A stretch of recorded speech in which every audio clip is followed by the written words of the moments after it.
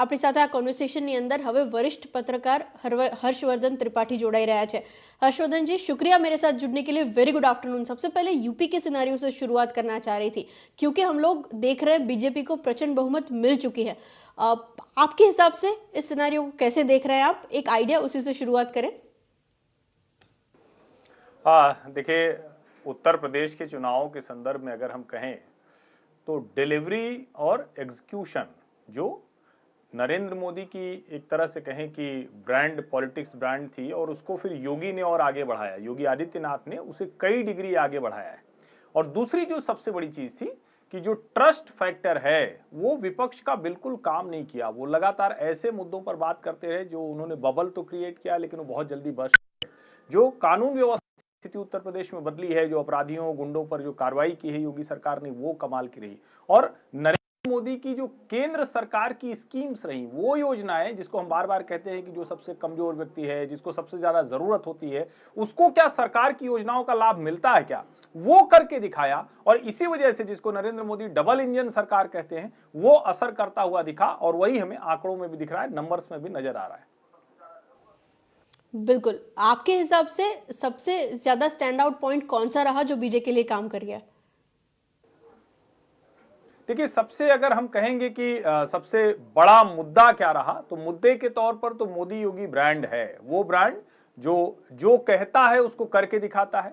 वो कोई ऐसी बात नहीं कर रहा होता है जिसपे हम कहते हैं कि अच्छा इसको हम टालेंगे, क्या टालने वाली चीज नहीं है। जो है उसकी डिलीवरी टाइमली होती है। और सबसे जो बड़ी बात है कि जब नरेंद्र मोदी कहते हैं कि डबल इंजन की सरकार है, तो उस डबल इंजन की सरकार का मतलब क्या? उस डबल इंजन की सरकार का मतलब डेवलपमेंट। उस डबल इंजन की सरकार का मतलब इंडस्ट्री आएंगी क्या? उस डबल इंजन की सरकार का मतलब क्रिमिनल जो होगा वो जेल के पीछे होगा। उस डबल इंजन की सरकार का मतलब जो जिसको हम कहते हैं कि जो सेंट्रल गवर्नमेंट की स्कीम्स है, जिसके बारे में राजीव गांधी कहा करते थे कि 1 रुपए में से 85 पैसा तो रास्ते में चला जाता है, वो पूरा 1 रुपया पहुंचे। मुझे लगता है ये सारी चीजें थी। और उस पर राम मंदिर का बनना, काशी विश्वनाथ धाम, प्रयागराज का कुंभ, ये वो सारी चीजें थी जो उसमें जुड़ती चली गई।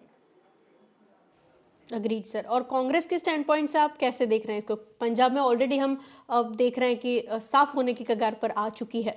दूसरे राज्यों में भी सीट्स काफी कम हुई है। आपके हिसाब से कांग्रेस 2024 से पहले रिवाइव हो सकती है? देखिए, मुझे लगता नहीं है, और ये बड़ा दुर्भाग्यपूर्ण होगा। लेकिन अगर कांग्रेस इसी स्थिति में विपक्ष की भूमिका में है तो अच्छा हो कि वो विपक्ष हटे। और बहुत साफ दिख रहा है कि उस जगह को आम आदमी पार्टी यानी अरविंद केजरीवाल के नेतृत्व वाली पार्टी वो बड़ी तेजी से उस जगह को भर रही है। चाहे राहुल गांधी हो या प्रियंका गांधी हो, ये इंटरवल पॉलिटिक्स कर रहे हैं। और अभी कम से कम इस समय जब नरेंद्र मोदी जैसा नेता हो, उस समय में इंटरवल पॉलिटिशियन नहीं चलेंगे।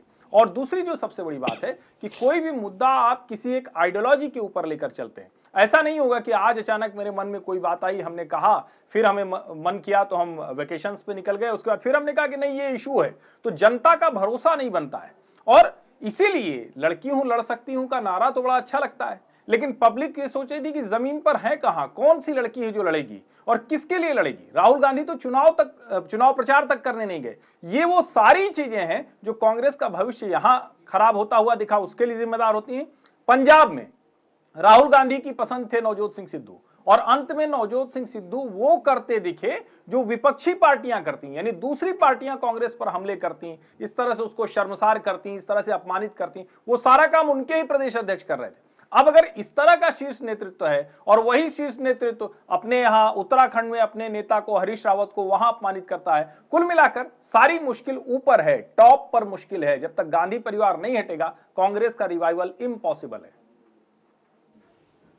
और 2022 को कई लोग सेमीफाइनल मान के चल भी रहे थे। आपके हिसाब से 2024 का फाइनल इस सिनेरियो के बाद फिक्स हो चुका है?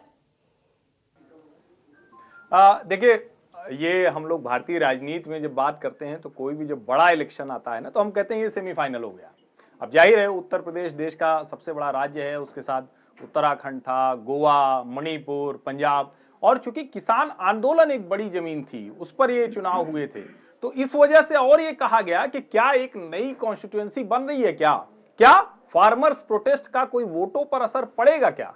अंत में क्या निकल कर आया कि वो मैन्युफैक्चर्ड इशू था। जनता जो उसके बीच के मुद्दे होते हैं उस पर वोट देती है। और इसीलिए मुझे लगता है कि आप सेमीफाइनल कह लें, फाइनल की तैयारी कह लें 2024 क्या होगा, लेकिन कुल मिलाकर 2024 के पहले ये बहुत बड़ी जीत है, निर्णायक जीत है। देश में जो सेंटिमेंट है कि दिशा किधर जाएगी, पॉलिटिक्स की किस दिशा की तरफ जा रहा है, वो तय करता है। और उसमें तो अभी भारतीय जनता पार्टी और नरेंद्र मोदी को दूर दूर तक कोई चुनौती मिलती नहीं दिखती।